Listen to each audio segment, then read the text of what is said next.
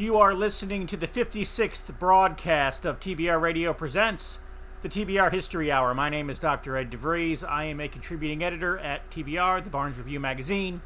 And on today's radio show, we are going to be talking with TBR's executive editor, Paul Angel. Paul and I are going to break down the January-February 2021 issue of TBR magazine. I don't know if you heard this or not, but the Capitol people, including Congress people, are having to walk through metal detectors. Normally only the guests have to walk through metal detectors. Visitors walk through them as they enter the Capitol building. But now all of the congressmen, all of their staff members, they're all having to walk through the metal detectors. And the reason why, at least this is what I hear, is that Pelosi and a few key Democrats are afraid that the Republicans are going to carry guns into the chamber. And do what with them? I have no idea. I would assume it would be to protect themselves. but does the Second Amendment not extend to Congress people as well? You know, I remember that some states got real antsy, obviously, when we had the gun rallies. And here in Virginia, you can conceal carry with a permit. And but they would not, when they had the big gun rally last year, it was a very peaceful thing. But they insisted that nobody changed the rules at the last minute for nobody to be on the grounds. Listen, it's all part of a propaganda effort to make it look like all right-wingers, Trump voters, conservatives, whatever, are dangerous threats to everyone. I mean, it's the narrative that we're going to be asked to believe, and we know this. And I'm going to tell you something. The UK newspapers, and we probably should discuss the Capitol incident first, but the UK newspapers are portraying the events at the Capitol recently as a totally white supremacist op, completely ignoring the fact that my people on the ground, we had 3 people on the ground there outside. Of course, they didn't go up the steps and run into the Capitol. But they were reporting, and they said there were tons of Asians there, lots of Hispanics, and lots of black people there as well. But the Independent says that the 3 types of people who were there were as follows in this order: Holocaust deniers, conspiracy theorists, and white supremacists, which is a complete lie. But this is and they know this because they had a man on the ground interviewing people. Do you believe in the Holocaust? Do you believe in the Holocaust? Do you believe in the Holocaust? Yes, this is what people have told us, that the number one threat to the United States is right-wingers. And so this is why this protest at the Capitol has been depicted as it is. And some is why their brains are churning and wondering if Antifa was there, which most assuredly there were a few, because they videotaped it and posted it and took credit for helping to incite the crowd. And whether or not there's FBI informants in there. We remember after Charlottesville, I admitted that they did not want to investigate both sides of that protest because of the number of informants that would be exposed. So most assuredly there was agitators in there. Unfortunately, when you have, if you ever looked at the book The Madness of Crowds, when crowds get together and emotions are this high, it only takes a broken window or a person chanting it at maybe some people whose emotions are just running so high, they're at a fever pitch, to break a window, to keep going, push forward, ignore the cops, or whatever it may be. And I know that there are so there was some agitation going on there, but there were a lot of very fired up people there. And I think if you see by the way, the video from the guy from the left winger, he may have been a BLM guy, not an Antifa guy, named John Sullivan. I think his handle was Jaden, was in the midst of this whole crowd, a little black dude. And he's participated, he said, in many types of these events. And he was so shocked that they had gotten that far. He was amidst a bunch of Trump supporters filming the whole thing. As a matter of fact, he followed him right up to the door where the woman got shot by the black, I guess was a Secret Service agent. You can see the man's hands there. There's some debate about whether that she was really shot and whether it was a false flag and all this other stuff. I don't really want to go there because from what I see and what I understand and what I heard from people who were interviewed there, the woman was shot. But anyway, the guy was yelling like he's 10 people back from the door where the woman was shot. And he's yelling, they're like, we can't get in, let us in. And he's like, I got a knife, and like to pry the door. And he's saying, well, we can't get it, we can't work it. Well, use your helmet, use your Kevlar to smash the window. So they most assuredly were people on the left who were instigating. But we didn't accept this excuse when Black Lives Matter was gathering in large numbers and were extremely also heightened, when people from Antifa and other agitators were in the back throwing the bricks at the cops and just firing people up so bad. So my question is, how many riots has Antifa started? How many riots have these agitators actually started, if in fact it only takes a broken window and a little bit of encouragement for a fired up crowd to go nuts? And by the way, I don't know, some people say there were 1.5 million people there. Some people say there were 1 million there. Some people say there were 50 to 100,000 people there. But inside the Capitol, I think only 150 people broached it. But I looked at the videos that I saw that were taken by multiple people, and it looked like there were a few Trump supporters, and especially the older women, who were super fired up. Lots of them, though, were saying they were almost awed by being in the Capitol. They looked up, they saw the rotunda, they saw the fresco of, I think it's a fresco, of the apotheosis of George Washington. There's Trump supporters saying, don't vandalize the statues, don't vandalize the paintings, don't break anything. They're draped in American flags, and they're chanting USA, USA. Does this sound like an insurrection to you?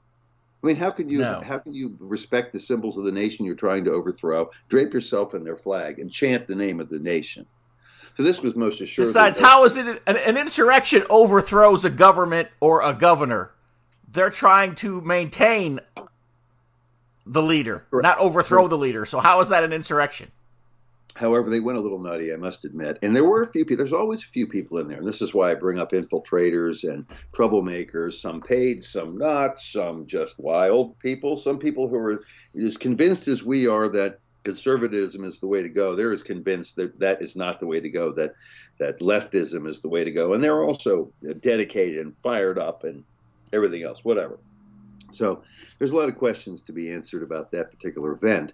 I know that there were a couple guys there who were going around with the zip ties to handcuff people, and there were a couple who had talked on, maybe more than a couple, who had talked about turning this thing violent. Again, at the bottom of all these things, of these types of events, when you trace it back to the people who are doing the worst agitation, I hate to say it, but it's probably people with a completely different goal than those breaking in. I mean, there's no doubt that they wanted Trump supporters to look bad, but they didn't have to allow themselves to be in such a fever pitch. And what were they going to do when they get there, by the way? I mean, if you're trying to overthrow a government, you better have a leader who, and it ain't going to be Trump, because I don't think he was going to say, okay, I'm president now because you guys stopped the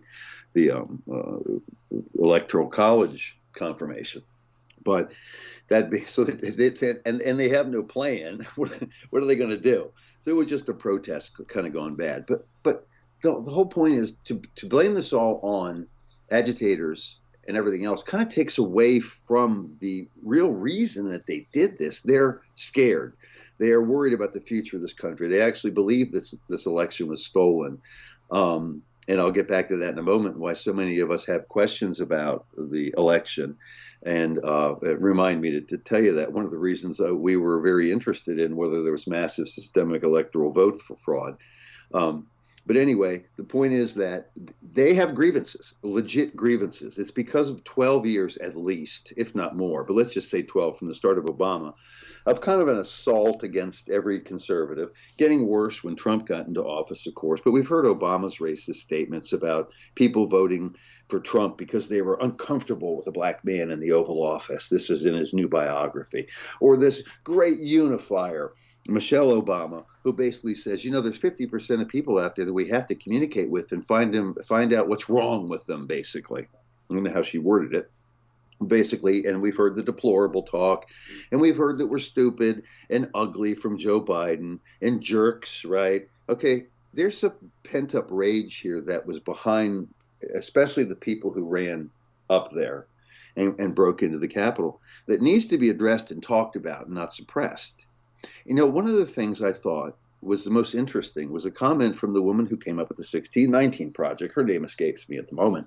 But she said, wait a second. This wasn't no white supremacist riot. This was a riot of the unheard. Now, we know that this statement about riots being the voice of the unheard came from Martin Luther King.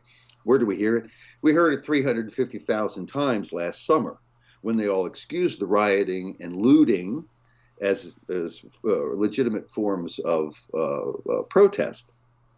She's the only person who has admitted that there were black people there, Hispanic people there, Asian people there, white people there, Mediterranean types, whatever you want, Arabs, all of them were there.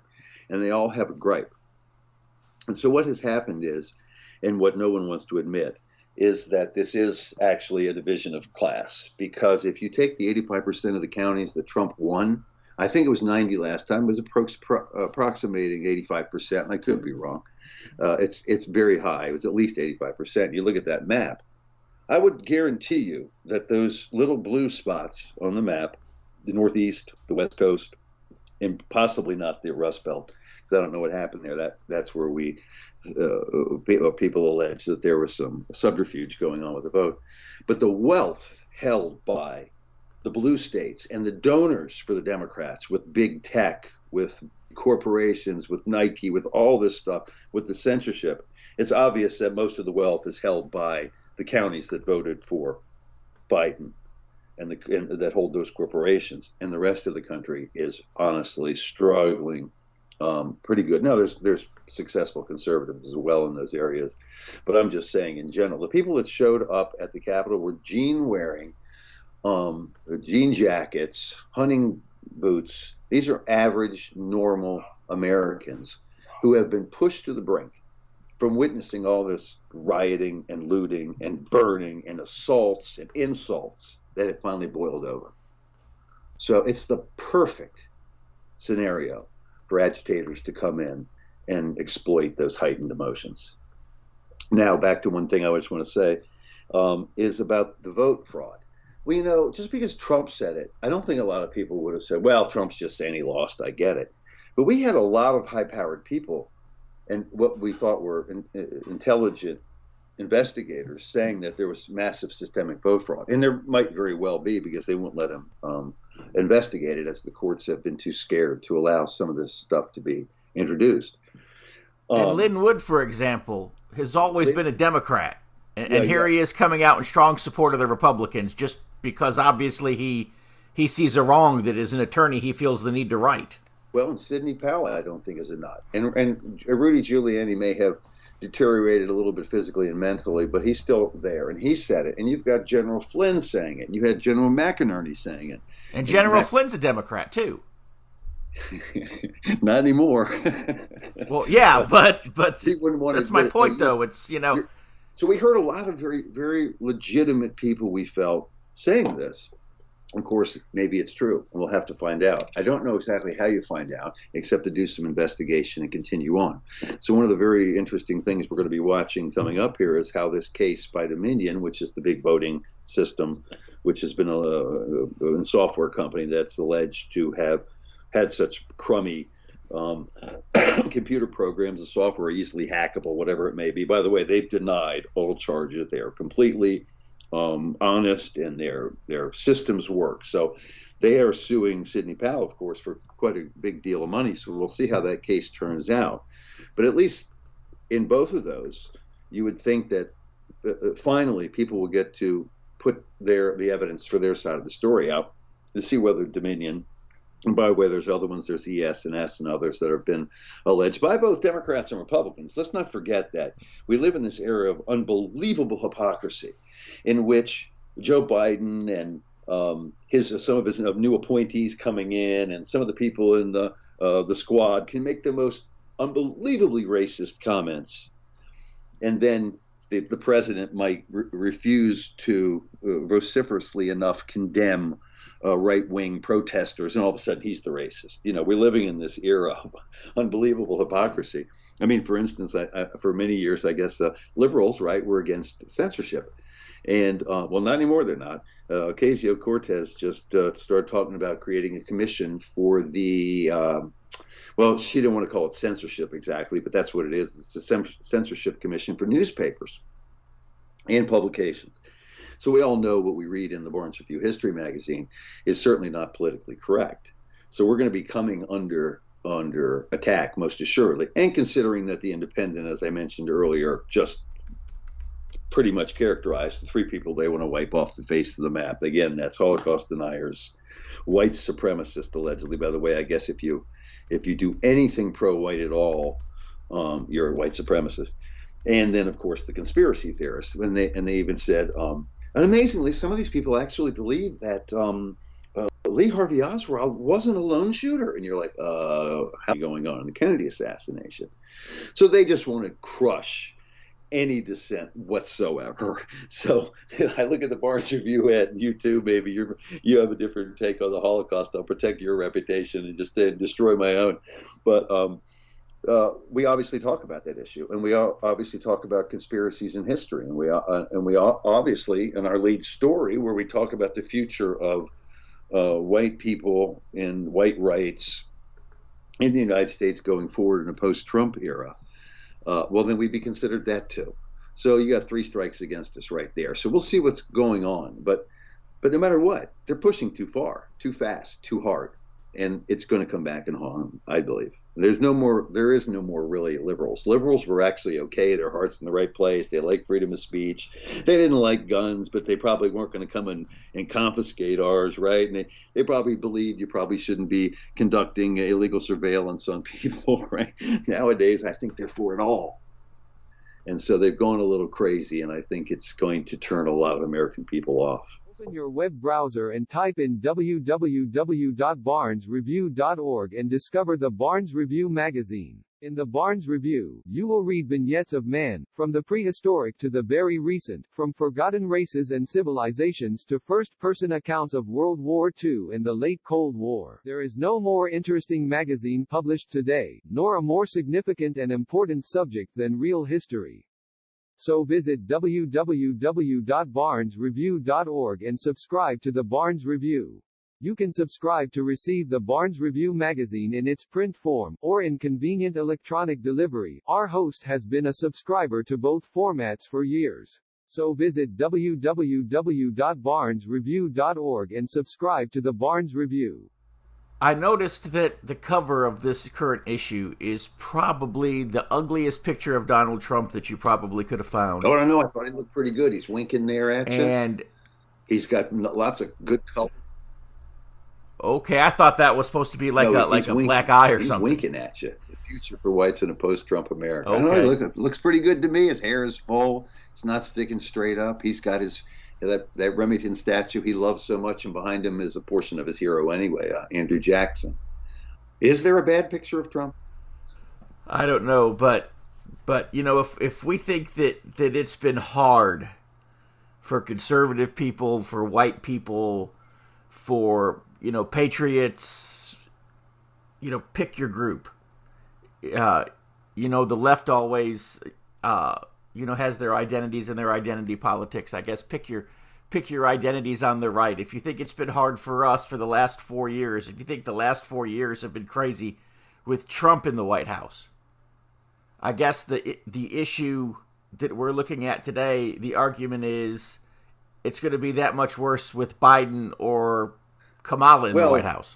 Again, the lead article is by Arthur Kemp. People should take a look at this. It's basically a demographic analysis and also a recapping of what Trump did or didn't do for white rights. And the fact of the matter is, Arthur Kemp does not have a very rosy outlook for whites in the future here. I think by 2040 we'll be a legit minority. We're coming close to that now. But also the fact that no American president is going to be allowed to tout the rights of white people and be allowed to, A, stay in office, or B, ever get there. By the way, I thought it was interesting what Clyburn said the other day at this impeachment hearing. He said, we got to impeach him so he can never run for office again. He said, because these people might actually vote for him and he would seize power again. Well, he was democratically elected. To a Democrat, being democratically elected but being a Republican means you're seizing power. So these people are crazy. But it looks to me like with the way things are going, I mean, the first items on the Democratic agenda now legislatively are transgender rights, I believe. Of course, Joe Biden is saying he's going to ram through his brand new program to get people the rest of their $2,000. I think Trump already made sure that happened, so he's already taken credit for that. But It doesn't look great demographically. And we've got a nice pie chart in there. We have some other data, of course, and also his always cogent analysis, considering Arthur Kemp is the author of March of the Titans, The History of the White Race. He's very familiar with this topic. We're going to have to learn, if this is in fact true, that demographically, unless we start having 4 or 5 children, which people probably ought to be doing, can't do it if you can't find a job. But we're going to risk losing our ability to win an election. We will have to forge some type of alliances. And we saw that in the last election, in which larger numbers of Hispanics and African Americans and Asians, I believe, voted for Trump. Basically, Kemp says he doesn't think that's anything to brag about. What he says that is that one of the problems with white people in general is that we're so split. We never vote racially, whereas generally speaking, African Americans will support their own candidates and their own police chiefs and this other stuff if they are African American, and I understand that. And Hispanics do as well. It kind of makes sense, but we don't. And so we're killing ourselves here. So even though we may be 42% of the population in 2040, and we may be 55%, I don't know, of the population now, something like that. We split that vote nearly in half, or even a third. And it's too many for us to be able to win any elections in the future. The future for whites in a post-Trump America is not looking too good, according to Arthur.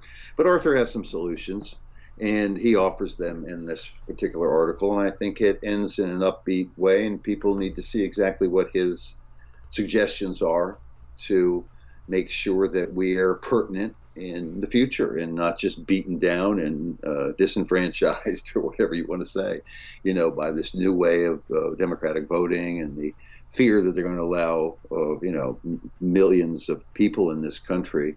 They're going to possibly give like blanket amnesty, but to allow anybody who wants in here who's going to vote for theoretically democratic interests. I think Democrats might be surprised at how many people don't like what they're trying to do already.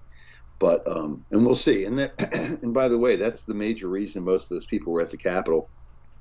They were there to support the idea of stopping the steal, but they were also just there because they're angry and scared, which is never. I mean, I can't say it's never happened in American history before, because obviously it has. There's been some extremely polarizing elections, obviously the Lincoln election and others. But this seems to be, in my lifetime, the one where it really mattered to people. Like, they're really concerned about the radical left portion of the Democratic Party. But we'll see. They have control of everything now. And obviously, they'll be able to do what they please, for the most part.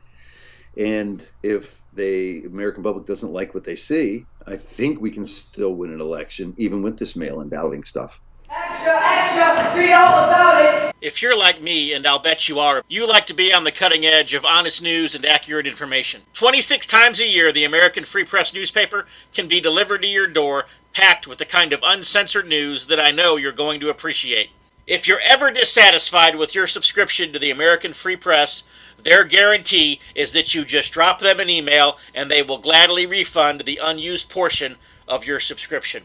So what are you waiting for? Visit www.americanfreepress.net. Once again, www.americanfreepress.net. And find out about the American Free Press. Do it today. Extra, read all about So your editorial that began the issue, instead of the conquering hero, you refer to Joe Biden as the conquering zero. I don't know what to say about him, except, most, like a guy like Trump, people would say, well, I wonder what he's really going to do. What's going to happen here? What policy is he going to do? I think we kind of know. We've seen Joe Biden, those of us long enough to know, have seen this guy in office for 47 years. I wasn't paying that much attention when I was 13. But he's been in office for 20% of the time that the United States has been a nation. And what can we say he got done? He helped pass the crime bill, actually lowered crime, which they bashed him for stupidly on the right. And I can't think of anything else. Well, that's the other thing that strikes me about Joe Biden. This is the 9th time that he ran for president. It's the first time he ever made it out of the primaries. And he supposedly got more votes than anybody has ever gotten in the history of the country. I mean, did America just all of a sudden fall in love with the guy? Like I don't think point so. out in this editorial, is the one thing he was missing in his previous runs was he wasn't senile. Now that he's senile in 78, and I guess he's still pretty energetic. He jogs on the stage. You can tell that he's not quite with it. They're probably filling him full of the anti-Alzheimer's drug.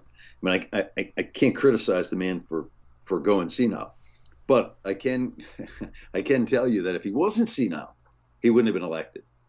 This is the perfect vessel for them. And most people say he's going to be out of office. I don't think. I mean, actually, I don't know. Do Democrats want Kamala Harris? Hey, Reagan didn't even know what planet he was on for the last few years of his presidency. I mean, he didn't run on that. It wasn't so obvious until the end. You know what I mean? When he took office, he was probably approaching it, but it just wasn't as apparent. So, continue your thought here. But that's my point, though, that rather than replace Reagan, they just decided to take advantage of his situation, and that's what I think they'll do with Biden. He's the perfect vessel for this. And as I say, it might be something. He might be. This might be such a great thing. They're going to love it so much that Democrats and the Republicans insist that you're senile to become president. I mean, because really they want to ram this stuff down his throat. But I don't know if it's going to happen. I have to know exactly who's going to be the closest advisor to Biden, who's going to be in his shoulder. It's the one guy that Trump seemed to have been unable to get a trustworthy person right next to him, just to really be able to influence him and say, Mr. President, that's not the way you want to do that. Let's do it this way to get where we're going to go. Maybe you shouldn't say that. Maybe we need to soften this rhetoric a little bit. But for Joe Biden, he's already seen that the people that he's appointing are obviously political, but a lot of old Obama holdovers and a lot of like old-time politician DC insiders. So they're certainly not the radicals that the Squad and others in the radical portion of the Democratic Party wanted in office. Now, I don't know. Are they going to run him out? There's a lot of things up for grabs here. I mean, Biden himself admitted, right, that if there was a major philosophical difference between he and Kamala, am I saying that name right? Kamala, then he would just step down and get himself diagnosed with an illness. I mean, I can't believe he said it. But that's what he said, and it's on the internet, and it ain't doctored. And so we just don't know what's going to happen. Would it be good for the Democrats to have a more energetic candidate like Kamala Harris? Well, maybe not, because most people are just turned off by her snottiness, I'll say. Or would it be good to keep him in office for 4 years so that he can be slowly but surely manipulated by those around him? I don't know who's really going to be running it. I don't think he's got the energy to be president of the United States. But then again, you point out Reagan, and we also had other presidents, right? Wilson had a stroke, and his wife was signing documents for months and months, and they tried to keep that undercover. So there's I say, even in the Confederacy, the little told secret is that Jefferson Davis had some serious health problems for the last 2 years, and his wife Verena was actually running the country. How did she do?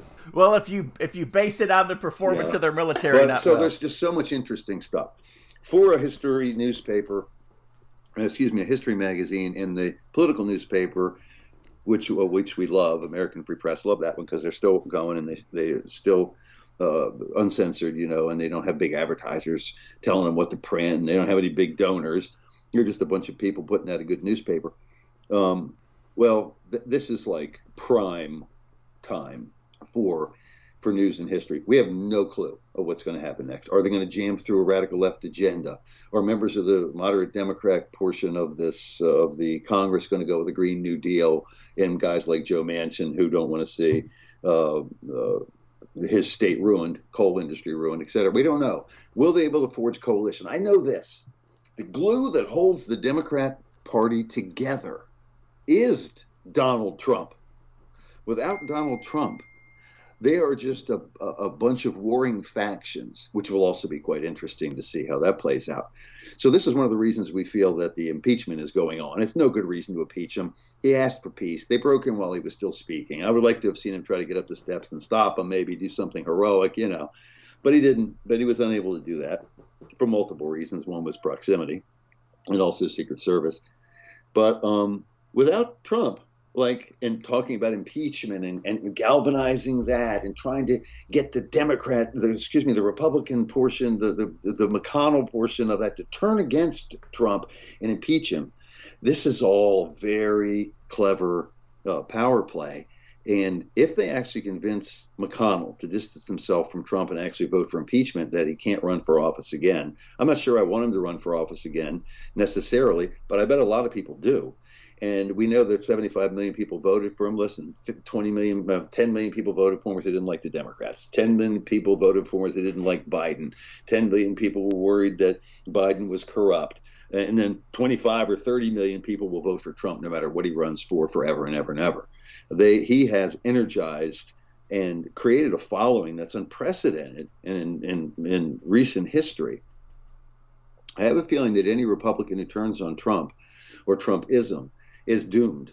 Just the opposite. A guy like Josh Hawley or even Ted Cruz, but who have tried to stick by him and defend him, will be the ones who emerge as the leaders of the party in years to come. The turtle, McConnell, hasn't got enough of a backbone, and he's not enough of a personality. And so the other thing is, we know that people vote for president because they like something about him. A lot of people voted for Kennedy because he was good looking. A lot of people voted for him because of the way he spoke, and he was literate and he could write. And but they ignored his obvious other flaws. But he was a well-loved man for one reason or another, whether deserved or not. You could make the same argument about Trump. And you had kind of guys like Nixon, and then you had Carter, and then you had Reagan, who was a strong personality. Then you had Obama, whose presidency was a cult of personality, and then you have Trump, who's a cult of personality for the most part. If Trump was a extremely polite and nice politician, he probably never would have been elected. People need to remember that. So unless the Republicans can come up with somebody who the voters are inspired by, then they don't have much of a chance. So to take away the one guy who actually inspired people out of your party and sideline him so that he can not only never run for office, never get the Secret Service protection, never get the salary. I mean, it's just a low blow, considering that when you look at the Capitol events, they could have stopped that at any number of points inside the Capitol. And looking at the videos I've seen, they were waving them on at times. They just never thought Trump supporters were ever going to do anything like they did. And again, they may not have, for all we know. Much investigation has to be done for this. But that being said, I don't think Joe Biden certainly didn't inspire people. Kamala Harris might have, because there was a lot of women out there who wanted to see this, and they'd love to see a woman president and a woman of color and all this stuff. And she's, it's amazing. I find her extremely snotty, but a lot of liberal women I know find her inspirational. I couldn't. But until they can find someone who can inspire great numbers of people with the same fervor that Trump did, I think we're not going to see that person get elected, especially if they turn on Trump. Now, a guy like Josh Hawley, who's young and he's sticking by his guns, could actually be a political force in the future. And somebody else might come along. I think Hawley is a little more likable than Cruz. Cruz comes across sometimes as a snake oil salesman, I'll say. But still, he's stuck with it, and he's been loyal to the party, kind of understands this, and some of the other guys do too, and they also understand Trump has completely flipped that party. So what was that party? And we talked about that earlier. This is the party of, and I don't know how he did it so fast and so completely, but he is the party of the actual worker. When you look at the donations that came to Biden and the Democrats this time, you got it from big tech, you got it from big business, big pharma, and other big business, especially big tech, but big media was there, the whole thing. When you look at the incomes of those people, they're basically people from New York City and Boston and Providence and Rhode Island and Connecticut and New Jersey, and then of course California, Washington, and Oregon, and then he pulled off a couple other ones. But it really is a different crowd that is voting Democrat now. This is a three-piece suit crowd. This is Loudoun County in Virginia, the richest county in America. That's not my little county out here where we have the people who supported Trump, who donated Trump. This is the plumbers, the electricians, the house painters, the gardeners, the landscapers, the farmers, for the most part, although people will argue that Trump turned a lot of farmers off. That being said, it really is completely different. And the thing is, the Republicans hate these people. They hate these people. They're appalled by them. They're scared of them. They don't understand them at all. And I don't know how Trump did it, being a billionaire, but he did it. And he reached these people. Without these people, the Republicans have no chance of winning again, because these people are actually fired up right now. And they're ready to come vote. And they're ready to actually run up the steps of the Capitol, for crying out loud. So whether or not somebody instigated, I was going to say, whether they instigated this, the violent aspects of this protest, no one can deny the fact that tens of thousands, if not hundreds of thousands, if not a million, depending on what the final count is, people showed up to support this guy. It's a statement on its own. When's the last time this has happened? When is the last time? But Trump saw almost 250,000 people at his rallies over the course of, when did he start? Probably he was talking about canceling some of these events in April, I guess. So from April, May, June, July, August, September, October, November, hundreds of thousands came out to see this dude. It's a real mistake for the GOP not to handle this very carefully, or they could be cooking themselves for a long time. Open your web browser and type in www.barnesreview.org and discover the Barnes Review magazine. In the Barnes Review, you will read vignettes of man, from the prehistoric to the very recent, from forgotten races and civilizations to first-person accounts of World War II and the late Cold War. There is no more interesting magazine published today, nor a more significant and important subject than real history.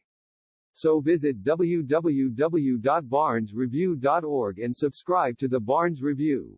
You can subscribe to receive the Barnes Review magazine in its print form, or in convenient electronic delivery. Our host has been a subscriber to both formats for years. So visit www.barnesreview.org and subscribe to the Barnes Review.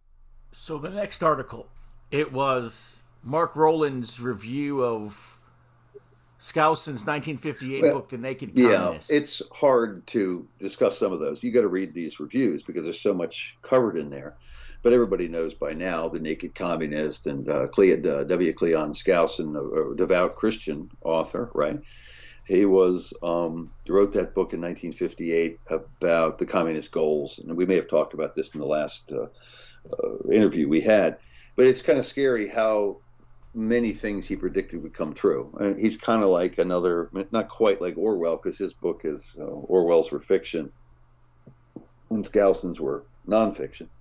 But that book is one of my most popular books because people want to know what's going on. And of course, my people also know.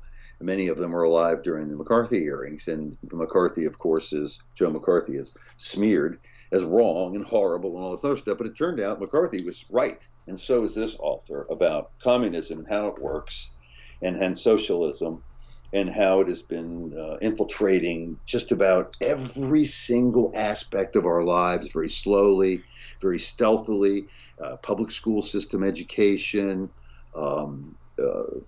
social programs, media coverage of things, downplaying the threat, et cetera, et cetera. So that's a good book written then, which has been updated multiple times, by the way, including this last edition, which came out in 2017, which really kind of explains what the heck is going on now, how they did it, and what to look for next. So we don't know how far they're going to get along with their plans, but when you read Skousen, you get a little concerned that what we see, and we all know this, right? Tearing down statues is something that revolutionaries always do, but a lot of times they're Marxist. What they did to destroy church iconography, et cetera, during the time of the Russian Revolution, what they attacked during the French Revolution, although Arthur Kemp tells me there's not as many parallels as we believe between the French Revolution and what's happening now. We know that the people went into the churches and ransacked the churches and took out the symbols of leadership, et cetera, et cetera. So we see all that happening now. And it kind of ties into the story that comes after that you wrote about Leopold II of Belgium, right? Here's a guy that his statues are being torn down like the statues of Junipero Serra and Robert E. Lee here. And what did he do? Well, he had massive building projects. He was a benevolent person. The real criticism is his behavior in the Congo, which, as this article points out, was not necessarily an accurate portrayal of him and what happened in the Congo. The article that I really enjoyed reading more than any other, the one that really struck my interest, was Weir's article on Otto Schwarzenegger. Anybody who knows and has read the Barnes Review has seen this name come up before. He was a German officer who was considered one of the most amazing commandos in history. We didn't publish with this article, but have in other mentions of Scorsani. I think this is the only feature-length article we've ever done on Scorsani.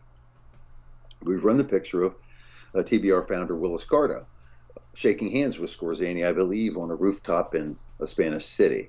It might have been Barcelona. It might have been Madrid. I can't remember.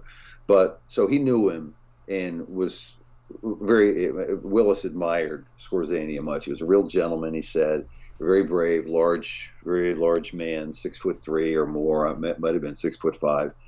And in this article, and I hate to give away the story, but a lot of people do know them. His rescue of Mussolini and the details of that, his kidnapping of Horthy to stop him from removing Hungary from the war later in the war, his operations at Normandy, and the fact that we always watch these movies where the guys, they go in with their crew, right? They're 5 guys, and they slip in and they get through the castle and they fight a million people, and then they finally either rescue a guy or whatever they got to do. And these things never work. It never works. Yet with Scorsani, like the unbelievable Mission Impossible type operations he pulled off are historical. So that discusses a bit about his early life. And by the way, his early life is interesting as well, but mostly about his operations at the Horthy rescue, the Mussolini rescue, and the Battle of the Bulge stuff. This article could have been 50 pages long to talk about Scorsani. And by the way, we sell a great book about Scorsani as well, which people ought to get. And we're now selling that book. Let me see if I have that name, by the way. That is Hitler's Commando, The Daring Missions of Otto Schwarzenegger and the Nazi Special Forces. This is actually an updated version that just came out. There's multiple versions of it out there. This is a very good one. The Daring Missions of Otto Schwarzenegger and the Nazi Special Forces, and Hitler's Commando, it's called. And it's written by Scorsani with a foreword and an introduction by 2 military historians. Amazing story, amazing guy. He was just the all-around soldier. Sometimes we have a hard time admiring people on the other side. Here is somebody who is very good at what he did. We make the mistake of assuming that that we're righteous and the other side is evil. And so here's a guy that's not only, worthy of study and worthy of admiration. Here's a guy who was a patriot. This article kind of helps us to see him in a more positive light and see him, not as the evil, if you will, that the propagandist historians would paint him as, but as the real person who he was. It's funny because we talk about rallying up crowds, but wartime propaganda will brainwash you. And it is interesting, for instance, the section where the Allies wanted to make sure this Scorsani was convicted as a war criminal. And so a very interesting section of this article discusses his charges and when he was held in Nuremberg. I think he inevitably turned himself in because he had known he had done nothing wrong. But they bent over backwards to try to convict him of war crimes. And it turned out that the person who got him off was actually the testimony of a British officer who said that whatever Scorsani had done, they had done as well. But yeah, that's exactly right. This guy transcends that. And it reminds me of an article we wrote years ago called The Tunnel Rats of Vietnam. We actually kind of explained, these were some pretty brutal things with the tunnels they had, and if you went in there, they were booby trapped, and they had punji sticks and all this other stuff, but that they're humans and that they'll do whatever they have to do to defend their families and their homeland, and you have to remember that. And I had one letter from a Vietnam vet. It's like, these people are scum.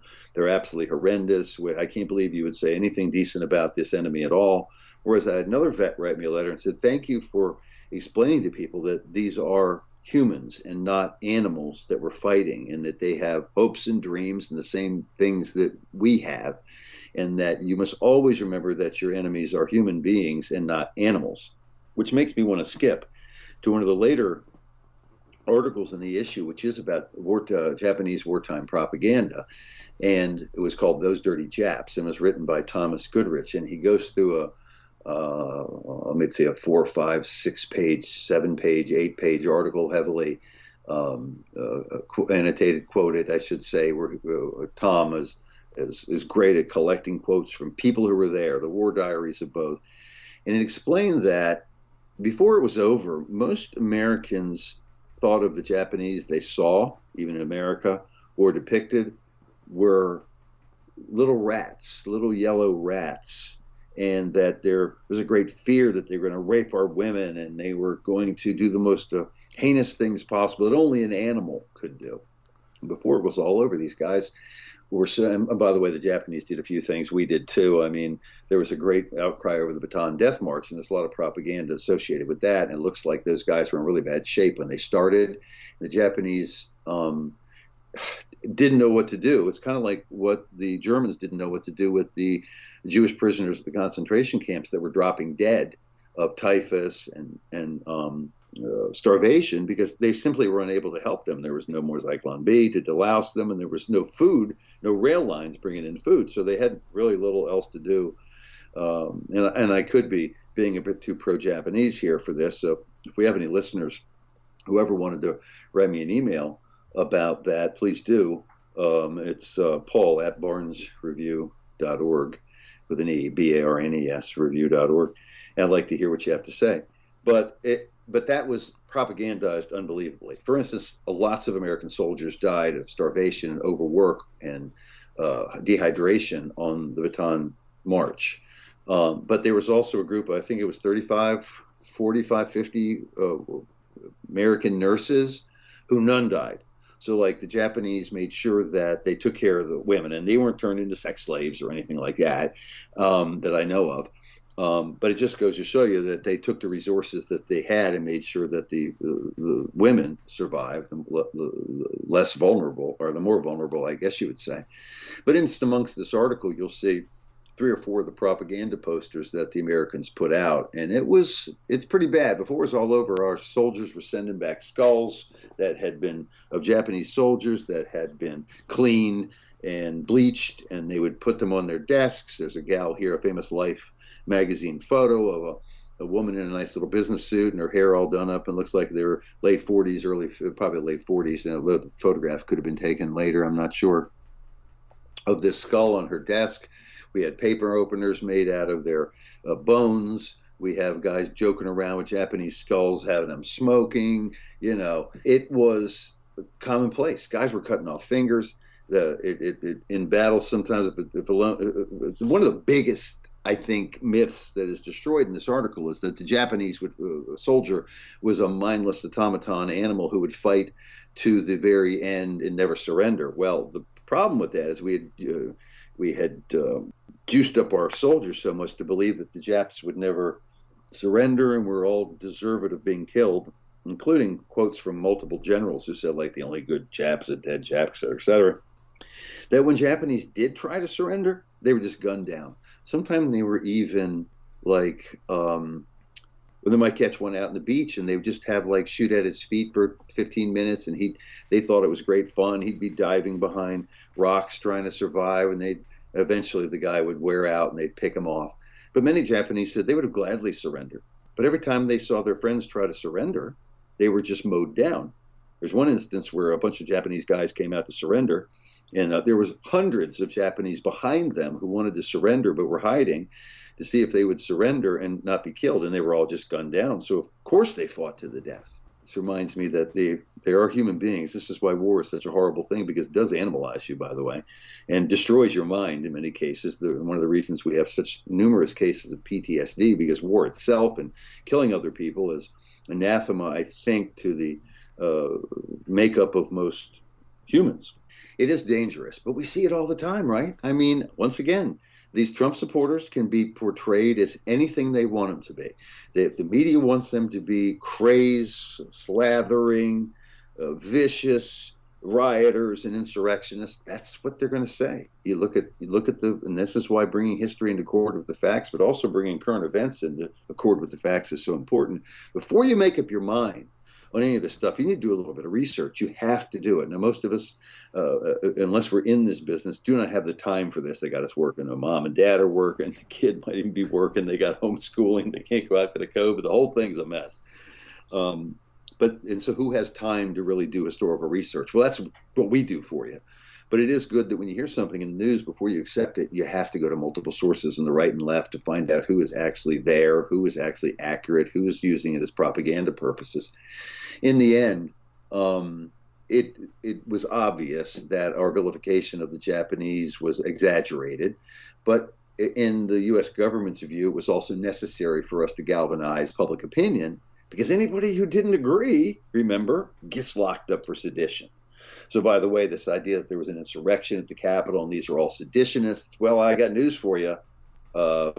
Roosevelt had the Great Sedition Trials in 1944. The mass sedition trials, actually, they should be called, because they weren't nothing great about them, in which dozens and dozens of American patriots who simply voiced an objection to America's involvement in World War II were actually taken to court and threatened to be locked up. Some were locked up. We're talking about some really great Americans here.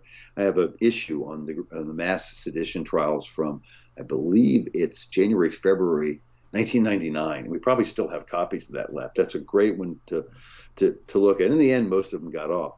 But of course, there's another wartime event here where people were locked up, newspaper editors censored and imprisoned, all kinds of public officials, the Maryland State Legislature, and the time was the Civil War, and Abraham Lincoln. So when you want to crush an anti-whatever movement, it could be an anti-war movement, it could be a conservative movement against what we think is Marxism, well, don't be surprised if the people who are doing any type of the most peaceful of protesting are described as traitors and treasonous people and insurrectionists and whatever else. And it kind of reminds me that one of the reasons that the government and people like in the upper echelons of the Democratic Party, like Nancy Pelosi, said that we shouldn't really worry about the statues being torn down, right? She said people will do what people will do. Of course, that wasn't the attitude she took when somebody sat his butt in her chair in her office and was rifling her paper. But the fact is that I think that they knew that if they started enacting what they want to enact, and looking at the number of people who were really concerned about it, that the discussion of secession would come up. So they did a preemptive strike on that and have been for the past 6 months talking about anyone who the Confederates were all traitors. All Southerners are traitors. They're secessionists. They're treasonous. They want, well, no, that's what the Constitution allows you to do. But I have a feeling that there's a lot of people talking about secession now. And in a lot of the rest of the American public's mind, they're traitors. And that is part of this, I would call it wartime propaganda, because looking at what's been going on in the United States over the past year, we are at war. We're at war in the streets. We're at war with each other. We're at war, and it's not a legitimate war, but it could come to that point. The one thing we haven't seen, we've seen large numbers of the BLM and Antifa gather. They're attacking, federal courthouses, and they've attacked here and there individuals who are alone and could be culled off and hit, old people, smash them in the back of the head with a 2x4, et cetera, et cetera. But what you haven't seen is like mass numbers, literal troops, right? Mass numbers of, say, Trump supporters. I don't even want to keep saying Trump supporters because most of them are just good old-fashioned Americans fighting off with large numbers of armed cadres of these other groups, which is a real civil war, I guess, although not really, because neither one of them is fighting each other that represents a government to overthrow. But that being said, they want to portray this as such so that they can enact powers that are more extreme. They want to enact laws and regulations that are more extreme by presenting this as a civil war, and that the people who actually want to preserve the United States are the traitors. So it's similar to the wartime propaganda that we've been waging since, I imagine, the Revolutionary War. It's almost gotten to the point now, though, where it's anybody who opposes whatever stick the Democrats have up their rear end today. It's this. Let's unify, but you must believe what I believe, or you're deplorable. That's no message of unity. Don't expect that to happen. Yeah, it's a good point. There was a great article in the magazine as well by Antonius J. Patrick, and he's talking about a book that was written back in 1938, The Rulers of Russia and Russian Farmers. I think it's appropriate because a lot of what we're seeing today as far as the behavior on the left is the same behavior that we saw 100 years ago, even more than 100 years ago, when the communists were trying to infiltrate and overtake Russia. No doubt. It was a review of, yes, the name of the book was The Rulers of Russia and the Russian Farmers. And so who did the Soviets go after? Well, they didn't necessarily go after the farmers because they were farmers. They went after the farmers because they were landowners and more independent-minded and self-sufficient. And communist regimes don't necessarily like self-sufficiency, and because that takes you away from your dependence upon the state. So and this is a great piece, because the book was written by Reverend Dennis Fahey, the great Catholic anti-communist fundamentalist, I would call him Catholic priest. And he was constantly warning the world about communism. But when you go through this, it is interesting that we include these articles for a particular reason at a particular time. People always say, oh, well, why didn't you run my article? And I'm like, your time hasn't come yet. It'll come. And usually these things will coincide, the review of The Naked Communist, the review of this particular book. And these aren't just like, I like the book, it did this. These are like analyses and history articles that stand alone without any intent to sell a book. Okay, this is not a book we sell, so it's really just digesting the important information that's in here. But I mean, the multiple things there. One, destroy the spirit of the people who have an independent spirit. Two, get rid of their private property, right? Three, starve them to death, right, if they don't. Explain to them the power of the state. If you keep one seed of grain, you will be executed. Okay, really bad stuff. Oh, never happened here. Well, I just see that, for instance, things change every day, and in our country, it looks like the Matrix is being created, and that the rulers of the Matrix, if we can put it this way, are going to be Google and Amazon. And so what do we see recently? Amazon is heavily into distribution of food now. Who knows? They've cornered every other daggone market. Who says they can't corner food distribution? And so if in fact...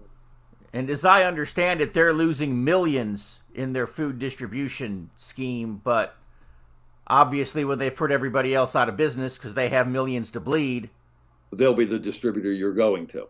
It's exactly right. So another aspect of the Soviet thing was controlling the food supply and just breaking any spirit. Plus, they don't like country people. Leftists don't like country people. This is Trump people. This is us. Okay, I don't know if you're from the country or not, but nowadays that's where I am. And they hate it because they are independent-minded, because they are traditionally more conservative, because they want to be self-sufficient. Most people out here just want a job so they can pay their bills. They don't want any handouts. And they're not blaming anybody for their situation. They're just irritated that nobody is recognizing that there is a situation and that they are one of the unheard voices.